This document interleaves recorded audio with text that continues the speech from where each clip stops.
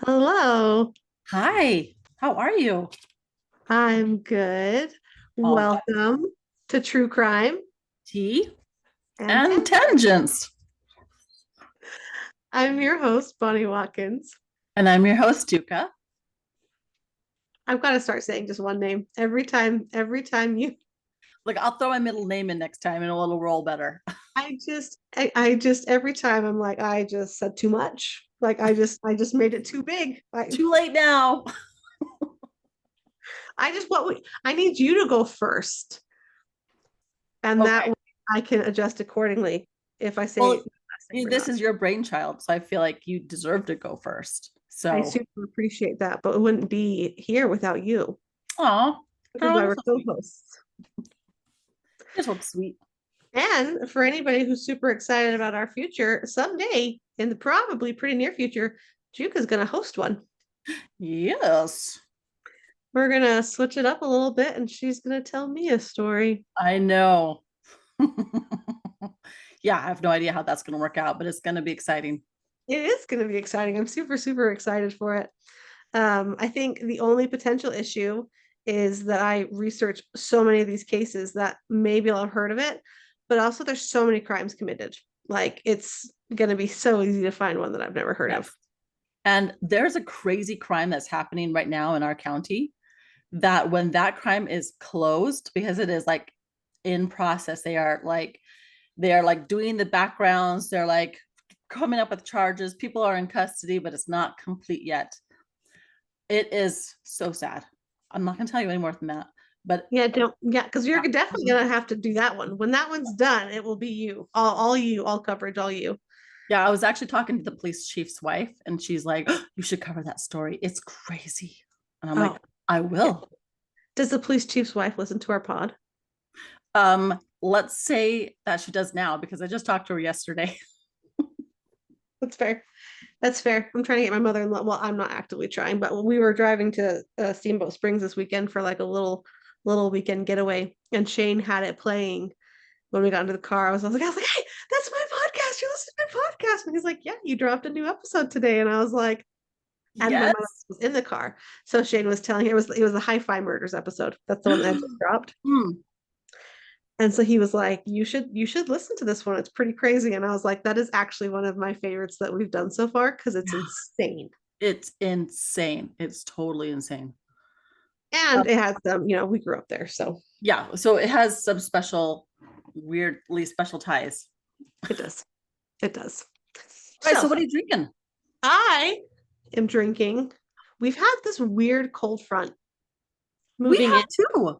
And so I'm drinking hot chocolate because it's like Nice. I've had to turn the heat back on in my house and it's May 19th as of the day we're recording this. Yes, my kids are very sad that I have not turned the heat back on in our house, and they're all huddled together for warmth under blankets, bemoaning their fates. But I'm like, no, it's May 19th. Refuse. Absolutely. I am drinking caramel apple spice. I got it. I'm in the Mm. current process of using up my box tea so I can branch out into more gourmet options. But it's super, super delicious and super wonderful. Oh, it sounds like it's fall in a cup. It- mm. I love that. So Also, yeah. So I Bon, will say, oh, sorry. Go oh, ahead. you go first. Well, this is kind of cool news because I did hear from one of our listeners who had this brilliant idea about us coming up with our own teas. And I'm like, Oh, brilliant listener, you're brilliant. Thank you. And that's like okay. a whole other world wormhole of research. But how It exciting would is. that be? That would be maybe, I mean, I'd love to maybe talk about this offline, but that could be a section of research that you could spearhead too, because that's so much. So it's like right in my It venue. it is. It's right in your venue. It's right in your interests. It's right in your skill set and abilities. Wheelhouse right there. I love the idea. I mean, if we're ever going to have a merch line, part of it should be tea I mean, come on, let's be real. and mugs, like tea mugs. Mm-hmm. Those Uh-huh. are, those are kind of the give me's. Exactly. And then we got to do those like little one-piece teapots, right? Where the cup is at the bottom and the pot's on the top. Yeah. Yeah, those are actually every time I see one, I'm like, that's such a cool That's idea. so cool. So cute. I love it. Okay, Uh, well, Oh, what were you I going to was say? just gonna say that I was super excited. The nice thing about all the rain we've been getting, because I planted we're renting right now, right? So I didn't plant like a garden, but I planted a planter garden. So we have 8 different like massive planters that have a combination of tomatoes and basil and zucchini and strawberries and bell peppers. It's kind of your salsa garden, right? Yeah, it's like a little salsa garden, right? But with strawberries, because strawberries. Anyway, this morning I was outside doing some stuff in our yard and there was a little tiny dinky tomato on one of my tomato plants. Oh, how cute is I that? was very excited. Oh, And I'm we haven't watered once since we planted 2 weeks ago because it just keeps raining. oh, hey, way to go. That is so nice of So nature. I know. And it's working because we have a tomato and it's green and hard and like the size of a A quarter. gumball? Like a big one of those fat quarter gumballs? Yeah, yeah. A gumball's better because that's actually 3D. I mean, a quarter's 3D too, but not like a ball shaped 3D, you know? Like a tomato? Yours was better. Anyway, yours was better. Let's just stick with that. Yours was better. All right, Bon, spill the tea on this. What I heard was a 9-page write-up. 9-page write-up. So we will just say the tea is brewed. The true crime is cued. So today, and I'm just going to let you know from the beginning so that you don't like completely hate me, we're doing a cold case. I don't want to get you all like worked up into thinking that maybe we'll know who's going to did it, who will have done it, and then you don't know. So I'm just going Okay. to tell you we don't know. I have to tell you though, I have had people who've just started listening and know Jonathan's our first case, right? Our first episode, and he's a cold case. And Jonathan Lu, yeah. it sparks a lot of conversation because people are like, well, what What do you think? happened? I know. And this one, so I feel like some of the old other cold cases we've covered, right? There was the murders in Japan. That was a cold case Mm-hmm. that has Also, just so much evidence. right, like too much evidence. Also, the woman who went missing. Yeah, Tracy Pittman Kegley. Maybe I actually cover way more cold cases than I thought I did. Well, I think this, well, it doesn't matter. Thank you for warning us. Now we know that we get to kind of resolve in our own mind and spark some conversation with our friends. Yes, because this one is another one that like has evidence. Has evidence, but it is older. So today we're going to cover the case of Malarik and Karen Ferrell. All right, say those names one more time. Mared, Mared, Okay. Malarik and Karen Ferrell. All right. Are both of these women? Both women. Okay. So the sources that I used for today's episode are NBCnews.com, coedmurders.com, CBSnews.com, WVmetronews.com, TimesWV.com, DominionPost.com, and there's a whole podcast series that covers this way super in depth called The Appalachian Mysteria, and it's season 1 of that podcast. So if you hear this episode and you're like, I need to know more, they do like 10 episodes on it. Oh, wow. And that sounds incredible because you printed up 9 pages. And I feel like you're going to hit the highlights of those 9 pages. Yeah. And that's what I don't even know for sure. I brought maybe more details than I'll actually end up reading because 9 pages is a lot, but it's just a crazy case. So this is why you said co-ed. This is why you can't go to college. this is why you shouldn't go to college in West Virginia. Okay. No hate towards West Virginia, but this happened at West Virginia University. So the year is 1970. The state, as we've mentioned, is West Virginia. The date is January 18th. 2 freshmen, Merritt and Karen, went to go see a movie, Oliver, complete with the exclamation point. Yep, wow. That's just coming out. They went to go see it in the movie theater.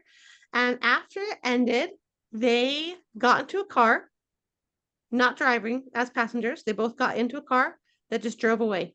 And that was the last time they were ever seen alive. That's already super crazy. Yeah, crazier is the report, and this is the 1970s, so it's actually not crazy, but the report by a couple of their friends that they hitchhiked like they were hitchhiking and just got that ride from that car. Last time they're ever seen again. Oh man. Hey, just this is my little tangent here. Is this the Oliver we grew up with watching the musical? Yeah, sure is. With the Okay. exclamation point. Yep. Okay. That's the one. So the girls were actually reported missing just a couple of hours after they were last seen, but police didn't take it very seriously at first. They're college girls, they're over 18, it's just like, Yeah. they probably are going to show up Right. on their own accord. It's a weekend, and their families, both of the girls' families were like, nope, they're not the type of girls that would do that. Something is wrong. They're missing. But the police were like, look, they're over 18. They're in college. We're just not worried. Right. But days went by and then weeks went by and no trace of the girls was found anywhere. Okay. Another really quick tangent.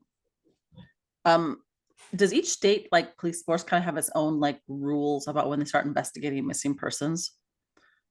I mean, technically, yes, but the general rules that I believe pretty much every jurisdiction follows. I couldn't say 100% sure.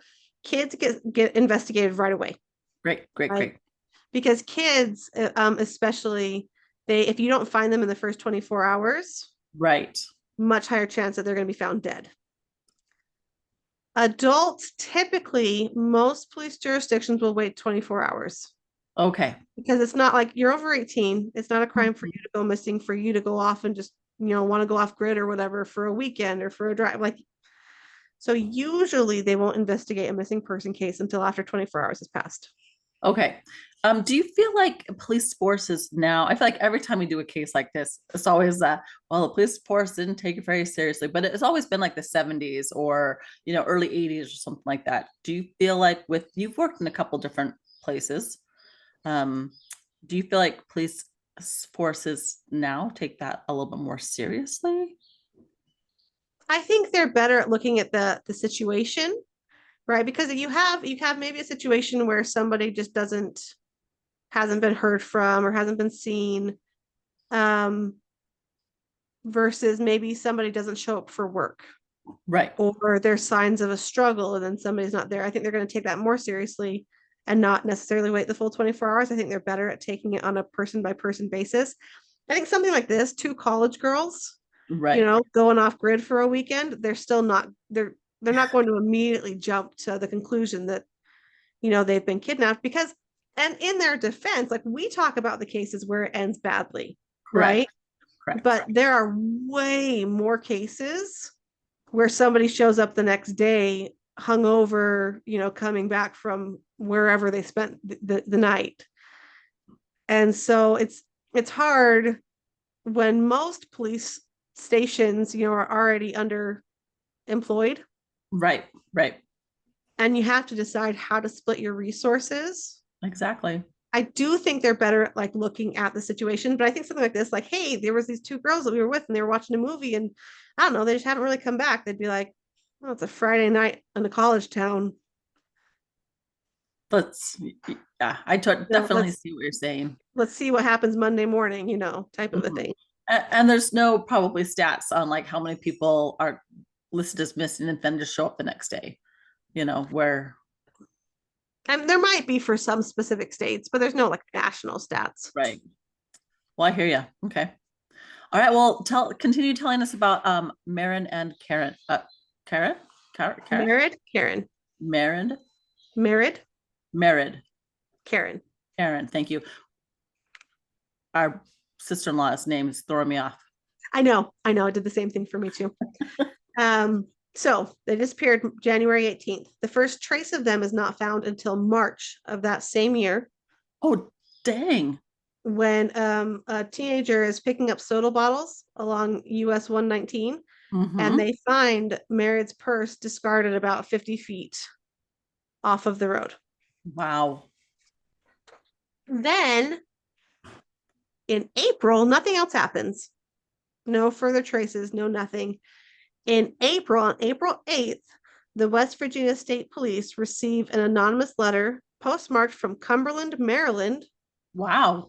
That's a ways. And the letter is signed with just a triangle, just a little triangle shape.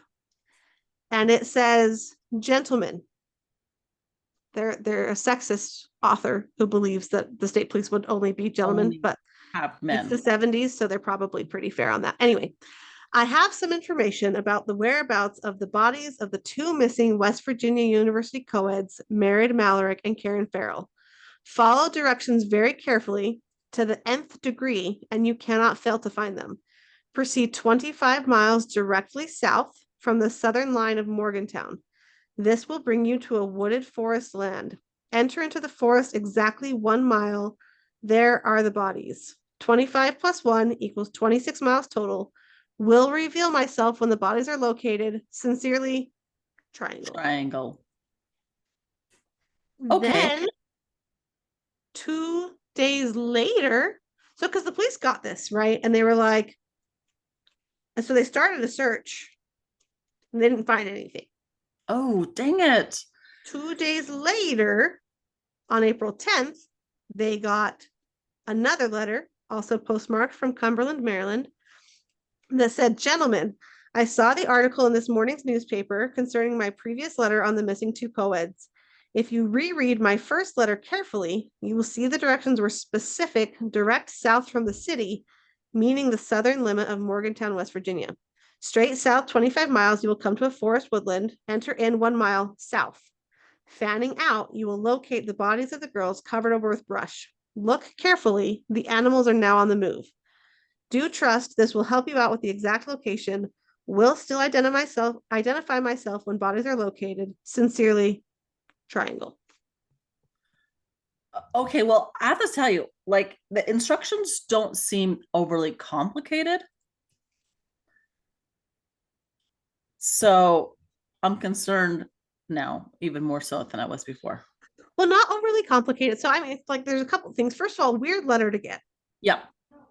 Weird letter. I mean, we know that killers like to insert themselves into investigations. It's like a treasure hunt for bodies.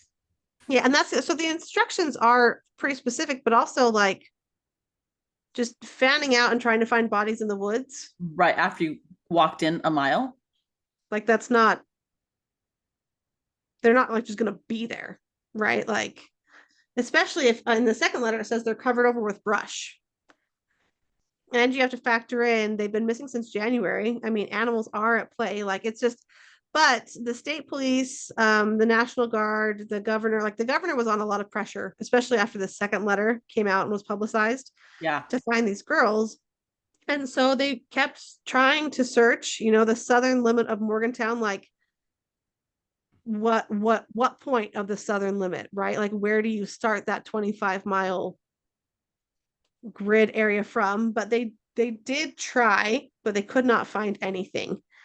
However, some belongings of the girls were found during the Oh, course of the search, okay. including Merritt's sunglasses, Karen's purse, and Karen's driver's license. And they were scattered, and most of them were found between 50 and 75 feet off of the road. So unlikely that they were just tossed from a moving car. Much Right. more likely that they were like scattered or lost in a struggle or something like that.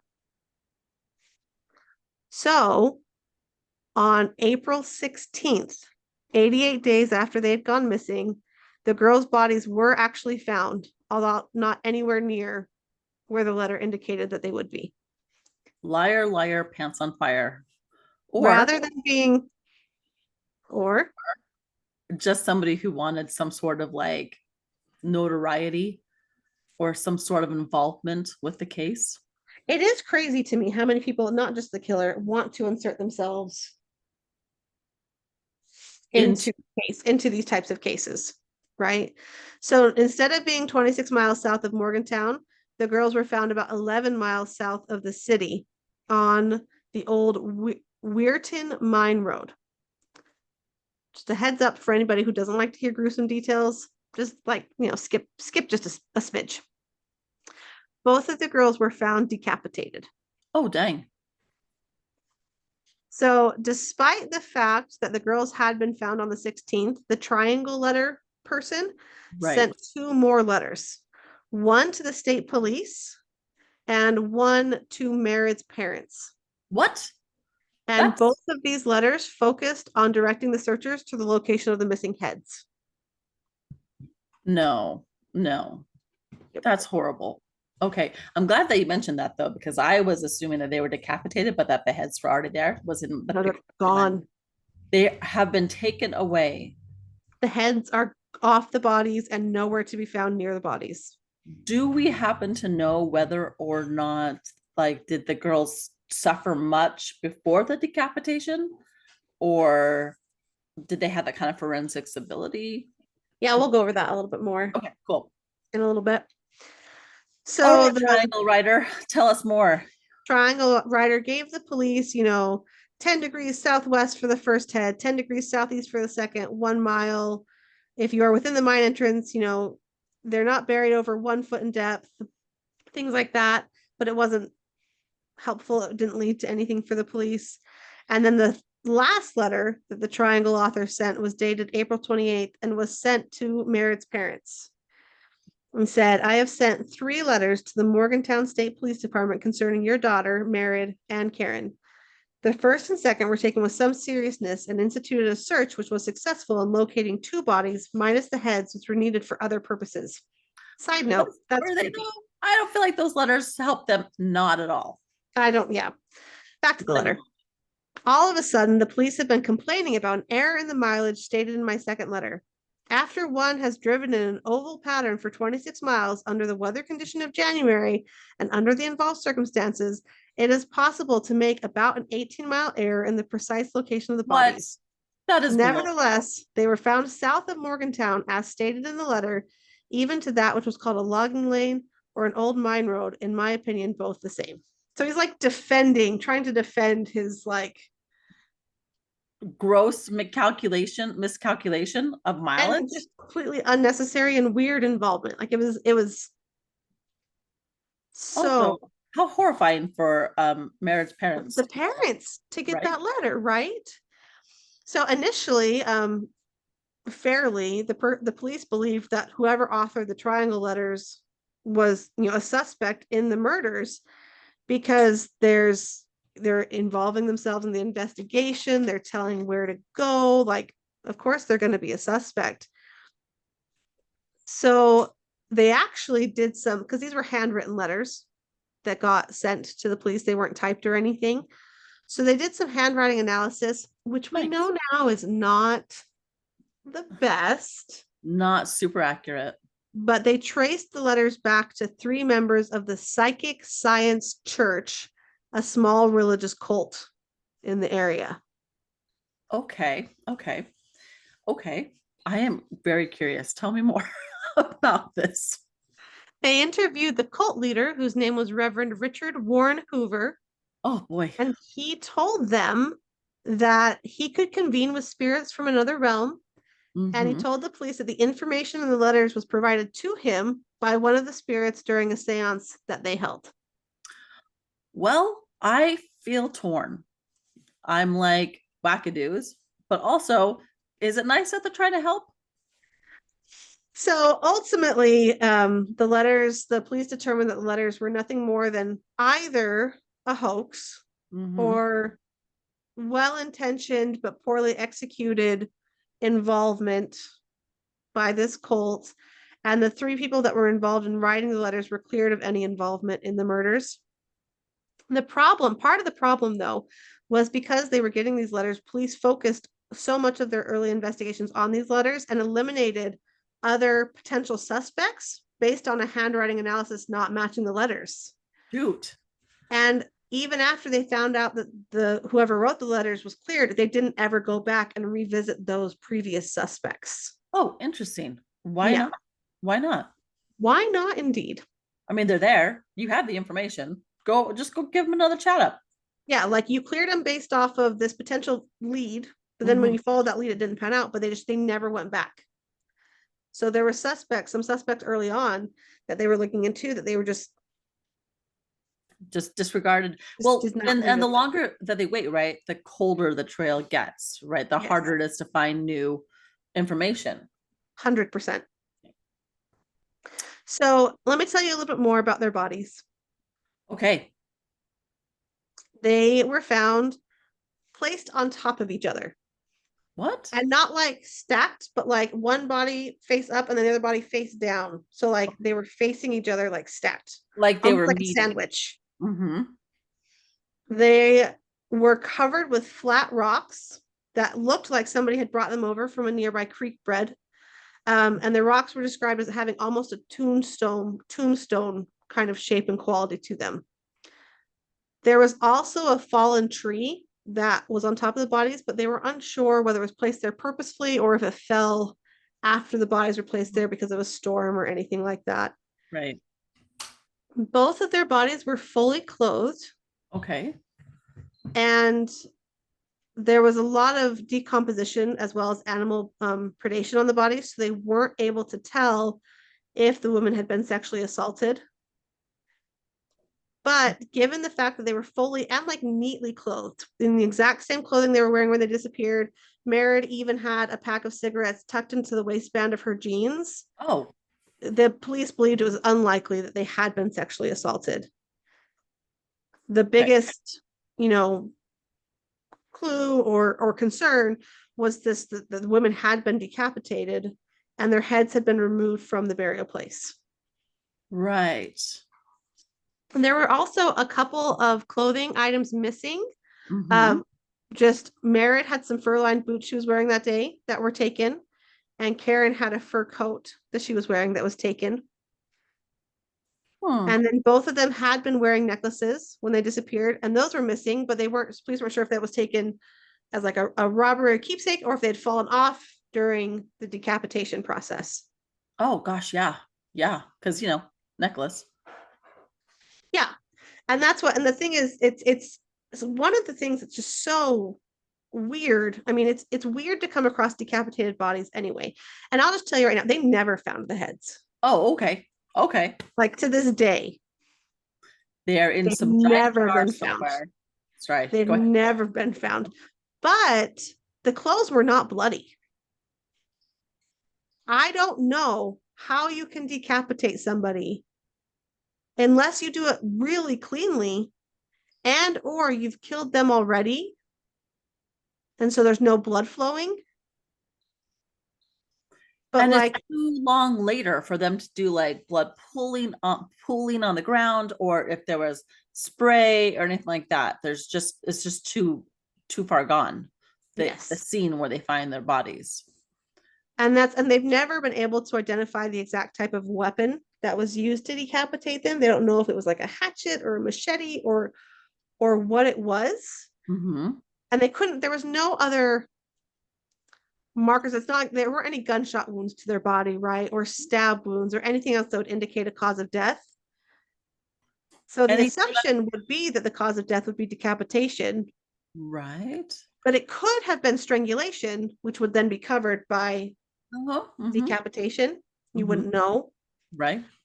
Um, but it's just it's interesting to me. I don't know, and I maybe it's a trajectory of where the bodies were at the time of the decapitation. I just don't understand how you can have no blood Well, I on their think clothes. right. Even well, how long dead do you have to be before you have like no blood on your like where you still would still be like a little bit leaky because there's a hole there. Well, and animals had come, right? Animals Yeah. had come and preyed on the body. So I don't. It's that's but these were the clothes. Like people identified those clothes Like as the clothes they yes. were wearing when they disappeared.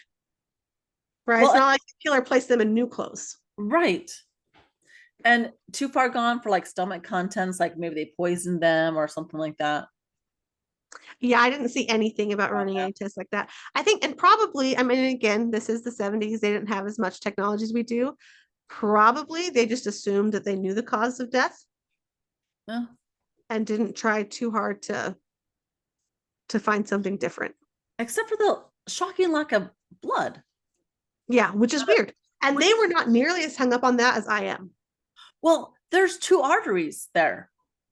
Yeah, Like, like the guy your jugular, the uh-huh. when you get angry and it pulses, right? Like Yeah. You have arterial, you have like just it's just a massive amount of like it is just a very vulnerable place where there's a lot of blood flow happening pretty much all the time.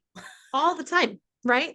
And that's what, like, I don't, in everything I was looking at, no, the police did not, like, I cared so much about this lack of blood, and the police, like, did not.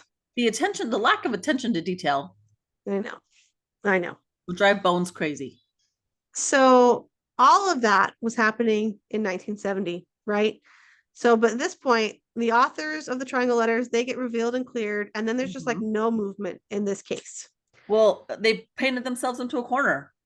Yeah, because they never go back. They just never go back and look at anybody else. So they're just That's like, so well, we weird. have nobody. Well, So but that's just crazy that they don't go back and be like, hey, these people we immediately dismissed because the handwriting wasn't quite just blah, blah, blah. we should Let's look go at talk them to again. them. Yeah. I know, but they don't.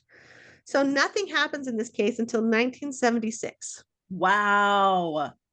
And then a man named Eugene Paul Clausen confesses to the murders. Okay. So he was born in Morgantown, West Virginia, and Mm-hmm. their bodies were found south of that. He lived most of his life in a nearby town. He was also a repeat sexual offender who had a predilection for sexual crimes against children. And at the time he confessed, so 6 years after the murders, he Right. was in prison for sexually assaulting a 14-year-old girl. Okay. So while he's in prison, he calls the West Virginia State Police, Mm-hmm. says he's having nightmares because of his murders of Merritt and Karen, and he wants to confess. And he is interviewed by the police and comes out with this 35-page confession. Wow. He also passes a polygraph test where he claims to have killed the girls. Okay. Super easy to have an Yeah. incorrect polygraph test. So there's a reason they're not admissible in court. Take that for what you will. Mm-hmm. Because during later interviews, he can't remember details of the crimes that he had confessed to. In his Like that actual he wrote down, confession, like that he'd written in his confession, then he could, mhm, then when he's like asked again, he can, oh, no longer remember them. yep, Oh. nothing. He also, in his confession, makes factually incorrect statements about the murders. He says that he placed the bodies side by side on their backs. Mm-hmm. He says that the girls were sitting, that he forced them by gunpoint to sit in the back seat of a car, but the friends that saw them get into a car saw them get into the Just. front seat Mm-hmm. and they didn't see any gun. And another problem is that the errors that Clausen makes in his confession are the exact same errors that a write-up of these murders that had appeared. There was a magazine called Detective Cases, and Mm-hmm. that write-up, that article had these exact same misstatements. Gotcha. Gotcha. And everything about Clausen's art or confession like matched this Detective Cases article, like point for point, the right things, the wrong things. Like he just kind of followed the path of this article in his confession. Right. And there was also a couple of other things he said that they couldn't say were right or wrong for sure, but just seemed unlikely. Right? He said that he forced the girls to undress and then redress, but both of the bodies were found like so neatly dressed. The shirts were tucked in, they were correctly buttoned. They had gloves on. Like there wasn't evidence that they were hastily dressing or that they were dressing in like a scared, somebody has me at gunpoint and I'm trying to get my clothes on. Like it was a very neat. Right. Right. He also said during his confession that he raped both women numerous times, climaxing between 4 to 6 times. Different confessions, he gives a different number. But Clausen had something called Klinefelter syndrome, Okay. Do tell which more. is it's a chromosomal abnormality which results in an XXY rather than just an XY genome. Right. And so that results in, among other things, in sexual dysfunction. And he had pretty severe erectile dysfunction.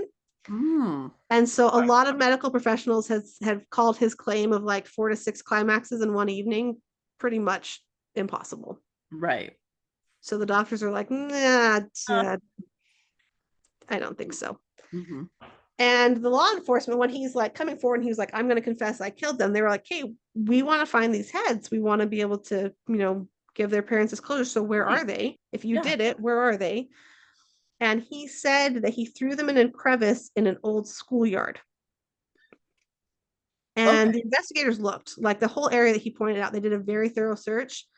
and they couldn't find any human heads.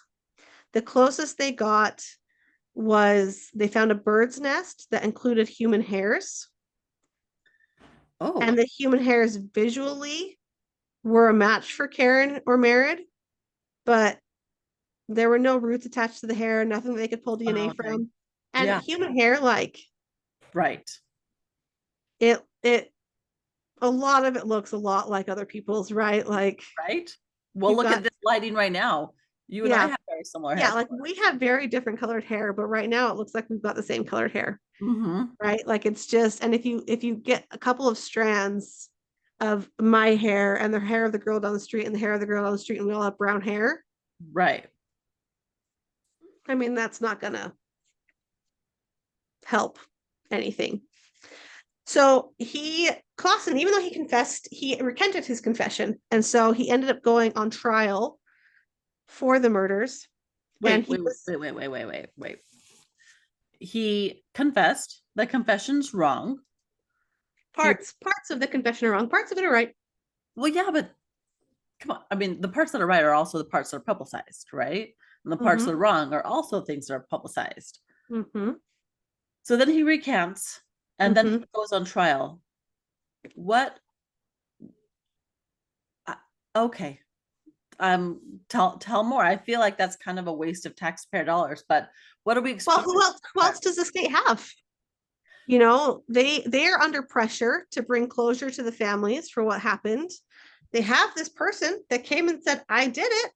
And it's not like he's a good, upstanding citizen, right? Like he has been out of jail for sexually assaulting other people, Right. but he is a criminal. Bad guy. And so they're like, hey, he's saying he did it. But don't we Of want the course, right bad it's guy? not uncommon for somebody to recant their confession once they're Right. actually faced with going to jail. Yep. And so I'm sure they were like, well, this is what we have. He said he did it. So it goes to trial in 1977 and Mm. he gets convicted. Oh, okay. However, Uh-huh. his conviction is overturned on appeal by the West Virginia Supreme Court, which is actually really hard to do. Really? Very hard to get a conviction overturned. But his was overturned on the grounds that the prosecution had made knowingly false statements during trial, Oh, which included that the hair found in the bird's nest was proven to be Merritt and Karen's when it never was. how would you prove that? You couldn't, that's why it was a knowingly false statement. Okay. And also, the prosecution showed the jury pictures of the girls' autopsies in order to prejudice them against Clausen. Those grounds are a lot shakier. That would not count as that. I would be super surprised if that was counted as prejudicial today. In the Is 70s, maybe it was considered too sensational. right, like that's what they're going for, like this say, but they wouldn't need to show pictures of the autopsy. I mean, just showing them the crime scene would be sensational enough and Most, factual. yeah, it's not crazy to have autopsy Right. pictures like shown in a trial today, Okay. Yeah, that makes sense. right? But the fact that the prosecution just lied about the hair, Yeah, that's huge. that's a problem, right? Mhm. So it was overturned. His conviction was overturned. Yeah, that makes sense. Then Okay. in 1980, he got tried again. The state tried him again. Really? They did. Okay. Yep. Just West Virginia out there, just like, whoosh, let me show you the money. It's just, I don't know. This does not seem like the guy I look at. I'm just one person that who might possibly one day be on a jury, but this does not seem like the guy to this particular person. Now, if he feels like this is the guy to you, like email us and let us know, like, this is definitely, they got the right guy. They were right to try him twice. Let us know. Well, and before you decide to do that, wait till you go through all of my other list of suspects. Okay, good. Like, hold till the end of the episode if you think that they have the right guy. So they put him on trial again in 1980. Okay. During that trial, Clausen is like, hey, the reason that I falsely confessed is because I was in prison in New Jersey at the time, which we've already talked about, Right. for 170 years. I was facing 170 years in prison. And I thought that if I confessed to these murders, I would be extradited to West Virginia and not have to face charges in New Jersey. Oh my. It is important to note that Clausen was tested of having an IQ in the 70s. Like Oh, not like the year of the 70s, like his number of IQ was in the 70s. So not a brilliant man. he just wanted to get back to West Virginia. So despite his explanation, despite all of the errors in the confession, despite the fact there was no new evidence, he was once again found guilty. Oh, really? And to this day is No. considered the guilty, like this is considered to be a closed case. No. I No guess I way. shouldn't say it's cold. To me, it's cold. Okay. But I love a he little technicality there. he has been found guilty and remains to, like, even though he died in 2009, and he said from 1980 to 2009 that he was innocent, but he has been found guilty for the murders, and these are considered closed because there has been a guilty party put behind bars. I just don't even, is that just, what a shame. What the Well, hell? and one of the things, and we touched on a little bit, right, that makes it hard about his conviction is that pretty much everybody agrees that this is a man who should have been locked up for the rest of his life, right? He had multiple assaults, Right. he had multiple sex crimes against children. And in the 70s, those weren't punished very harshly. So he hadn't served very much time for sexually assaulting little kids. And so people were like, yeah, I mean, maybe he was wrongfully convicted, but like, he should have been in jail until he died anyway. So, like, Okay, I hear ya. But here's what it's like. He definitely was tried by a jury of his peers because they are all dumb as rocks. The whole group of jurors. I don't know if you're still alive, and I'm not apologetic about saying that. Also, I just the actual person now, then technically the case is closed, and the actual person or persons who did it, out there free. yes and no. Uh-huh. Okay. Good. Tell more. It is closed, but West Virginia State Police have like not reopened, but are still looking. That like it's closed, but it's open, but it's closed, but it's open. Okay. But he was convicted. His conviction still stands, has not been overturned, hasn't been applied by the prosecution to be overturned, like, or anything. And they did so in 2006. The West Virginia State Police were like, okay, like we're gonna keep looking. And he didn't die until 2009, so he still spent the last 3 years. Like there were 3 years where they were like, maybe not, but also you stay in jail. Okay. All right. Okay. All right. So who are like let's move on from Eugene. Is it frustrating you? Is Eugene frustrating you? Uh, yes. It's like Okay. a circular. It's just Well, let me tell you then about some other possible suspects. excellent. So, aside from the kind of shoddy police work that followed Merritt and Karen's disappearance, Yeah. another actual challenge is that there was too many suspects, What? which is Really? not actually, it's not a thing that happens except for like in movies where you're like, oh, it could be like these 7 people. Like usually it's like one or two, right? Mhm. But in this case, putting aside Eugene, there was like 4 other people it could have been. Really? So How let me come? tell you about them. Yes.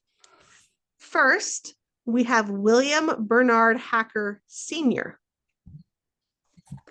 So in December of 1970, after this had happened, Hacker was arrested in Baltimore for murdering and decapitating a man named Herbert Coburn. After decapitating Herbert, Hacker removed his head and put it in a car, and he later placed it under a flat rock near a creek where it was found by searchers. Wow, So, that is eerily familiar. isn't it? Yep. He was born in he wasn't born in West Virginia, but he moved to West Virginia when he was like in elementary school.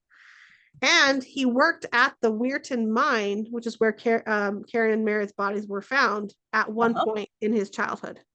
You are saying a suspect that is so much better than Eugene. Just wait, he gets even better. I Okay. really started with like the top.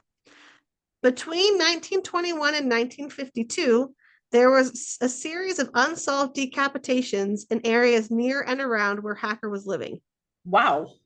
In 1952, Hacker committed a double murder and he got convicted and imprisoned, but he was released from prison in 1966. Okay. How in the world did he get released from That's a prison? great question. I would love to dive into that, but I don't have answers for you. But I don't know how you commit a double murder and only serve 14 years. That's crazy. That's like white All I collar. can say is it was the 1950s and 60s. I guess murder didn't matter. I don't. Maybe that's the theme of those decades. Murder doesn't matter. We'll make more. Murder doesn't matter. People are having too many kids anyway. So, but between 1952 and 1966, when he's in jail, there are Mhm. no unsolved decapitations that occur in that area. Huh. How weird is that? Then in 1966, weirdly, when he's released, another unsolved decapitation occurs, and then two more in 1967, one more in 1969, and then there's the co-ed murder in 1970. Right. It's you got one a year, right? It's Mhm. like boom, boom, boom. After Hacker goes to prison for murdering and decapitating Herbert in late 1970, in December of 1970, the decapitations stop again. Okay. See, I don't even okay. All right. Great. Yeah. I mean, come on. Are you sold? Yeah, kind of. So who else could it possibly be? So, suspects number 2 and 3, they're a duo. Mm-hmm. Eddie Slaughter and Ronnie Bird. No, that's unfortunate last name. That's unfortunate. It is, isn't it? So Or Eddie was a janitor and he worked at the dorm where Merritt and Karen lived okay. right up until early January 1970, like right before they go missing. Slaughter was first brought to the police's attention on April 4th when a woman went to the police to report a disturbing encounter she'd had with Slaughter the month before Merritt and Karen disappeared. So the woman had been waiting at a service station when Slaughter offered her a ride. And she said, thanks, but no thanks. But he Right. said, no, just like it's cold outside. Come wait in my car before your friends come pick you up. Like it'll just keep you warm. And so she was like, okay, like it is a little cold. I'll go wait in your car. And then he became fixated on her fur hat and her fur coat. Oh, And if you remember, I do remember. the fur boot and the fur coats were the only things missing from their body. Yes. He kept trying to talk to her about letting him rub them. He said he liked to rub furry things. He kept trying to like reach out and pat her and stroke her. Oh And boy. at this point, she was like, I'm done. And she gets out of the car. Okay. Might have saved her life. So she went to the police after that, but this was still before the bodies were found. And Right. so nobody knew that those fur items were among the few things that were missing. So there was no connection to be made at that time. Okay. Mm-hmm. So the police found Slaughter's employer and asked if he was working when they went missing. And they discovered that on January 18th and 19th, the 2 days after, the day before, the day of and the day after, that he had called in sick. Interesting. Mhm. Coincidence there. And so they went to his grandparents' house where he was living, the police did. Uh-huh. And they went to get samples of his handwriting because they were like, oh, maybe he wrote the triangle letters. And he Right. was one of the suspects that because his handwriting didn't match the triangle letter samples, they were like, nah, it's not him. So in 2006, so I'm sure you're wondering about Ronnie Bird. I said there was a duo. Yeah. When the police started looking at this again, they met with a man named Ronnie Bird. And Mhm. Bird had a reputation in Morgantown for setting fires and torturing animals. Never a great combo. Nope. And when investigators asked him what kind of car he drove at the time of the girl's disappearance, he got very upset and ordered them out of his house. Wow. Wouldn't answer, ordered him out of the house. As they were leaving, they noticed that Ronnie Bird had a photo of Eddie Slaughter on his wall. Really? And after doing some digging, they discovered that Ronnie Bird was Eddie Slaughter's uncle. No. I was wondering how they were connected, how that they became like a duo. So those are suspects 2 and 3. And I gotta tell you, with the whole positioning of the bodies and whatnot, that's what come I was like person or persons, because it feels like this could easily have been more than one person involved. It would be hard. It would be hard for one person to move bodies that way. Yep. So then, suspect number 4, Mhm. John Brennan Crutchley, Wow. also known as, you ready for this? Yes. The vampire rapist. No. Wait. What? What? Why? Okay. How come? So Jeffrey Fuller has written a book about these murders, and he thinks that John Brennan Crutchley is the most likely suspect. Really? So all of the evidence is about him is incredibly circumstantial. His sister, who John Crutchley had a sexual relationship with at the time, so there's a whole other mess happening with that, attended the same university as Malarik and Karen in 1970. Right. His father worked at the company that owned the land where their bodies were found. Oh my. And he was on break from school because he was away at school, but he was on break in January of 1970. So he could have been in Morgantown. There's no evidence that he was in Morgantown. And there's nothing. And so he is a serial killer in his own right. He has been convicted of killing and raping other people. Right. And someday we might cover his other cases because they're actually super interesting, but I didn't have time. Well, yeah, we gotta stay within our own murders here, right here, okay? So, but those murders later. Aside from the fact that he was a serial killer, like a convicted serial killer that had ties to this area and like ties through his father and through his sister, there's nothing that like points to him being responsible for their murders.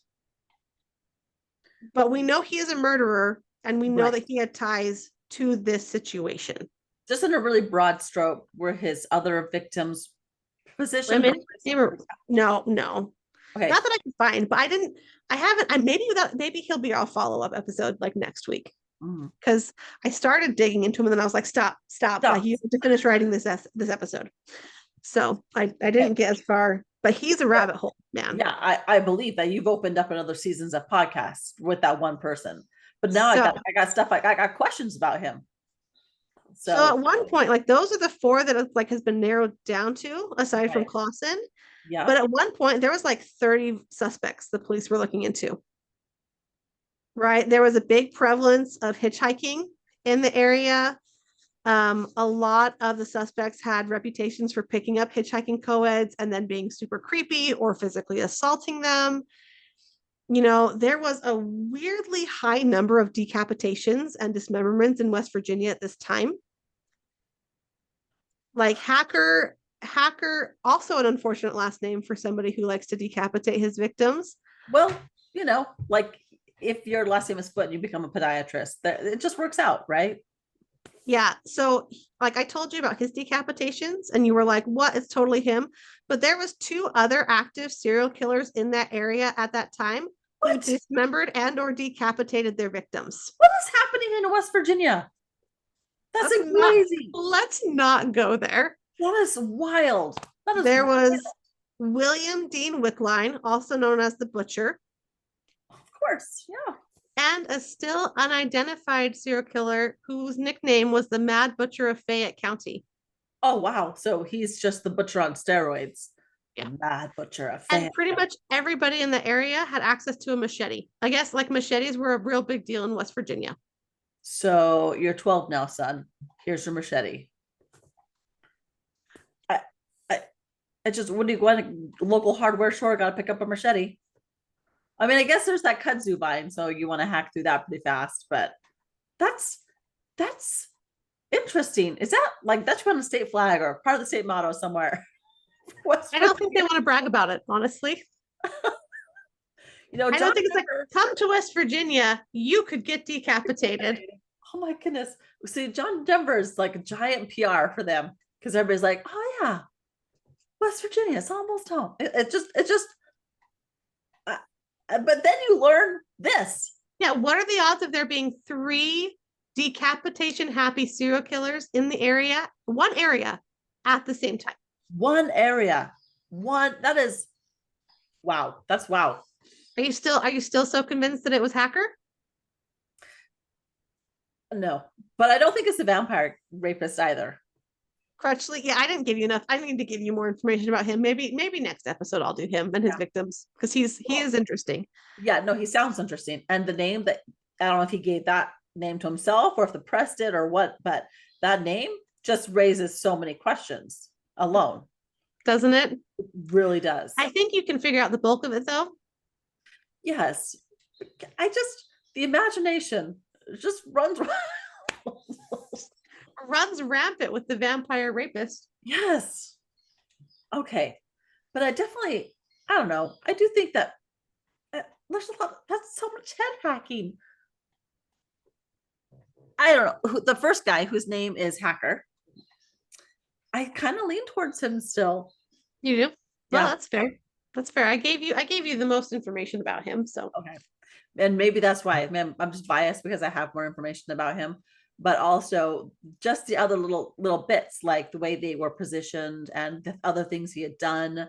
and that once he went to prison, they stopped. That really was a big one. That's a big one. Mm-hmm. But what about Eddie Slaughter? He likes to touch furry things. Yeah. What were his other decapitations like? Like, Eddie Slaughter? He didn't have any other decapitations. oh, see, I feel like Eddie's a creepy creepo, right?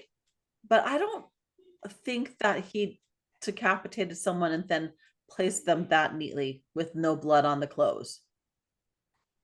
I think he's like too disorganized to be able to pull off that kind of a killing. I do, even though he was sick both of the right days. Yep. And And his family owns the property. And his uncle was very defensive. likes to set fire to people. And yeah, see, and I would believe that duo better if something had been burned or he could have very well, I don't know. I'm like spitballing here with the whole fur thing, but if those things were also like lost or I don't know, my money's on Hacker. Maybe it was Hacker and Eddie. Oh, We have nothing, literally nothing that ties them together, but no. it's Also, not that big of a town.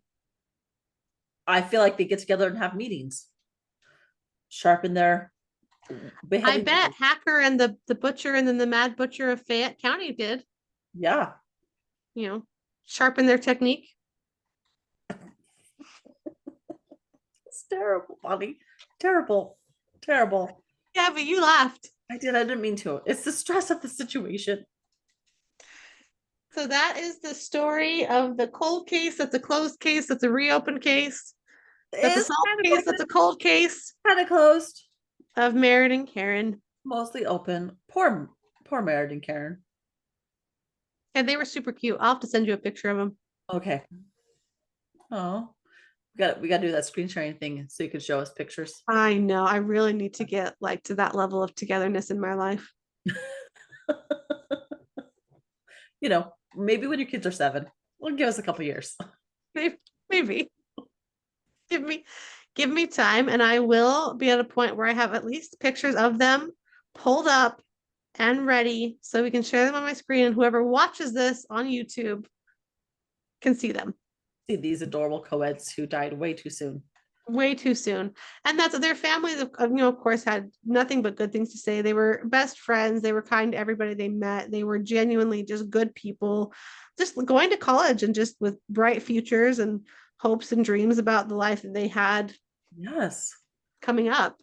Just sadly, in the state of West Virginia, which might be the decapitation capital of the US.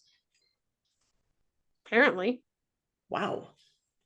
Well, Bonnie, this was a fantastic, you take that word however you want to, crime. Thank you. I will take that word. However, I'm just going to assume that it was fantastically told. In fact, that's exactly what it is. That's exactly what it was. It's also just a wild ride. A Isn't it crazy? I know I'm researching it. I'm like, oh, like a cold case. And then I'm getting into it. I'm like, wow, wow. And then you're like at the false confession, the probably false confession, and then like the four other main suspects, and you're like, what is actually happening? And they still never found the heads. I, I, I, it just wow. This is one that I'm excited to go back and listen to again because it is a wild ride. I'm glad you enjoyed it too, just because I was like, this is super interesting. It is. So that is their story. All right. Well, thank you. And until next time, Keep your keep your tea tea hot hot. and your curiosity hotter.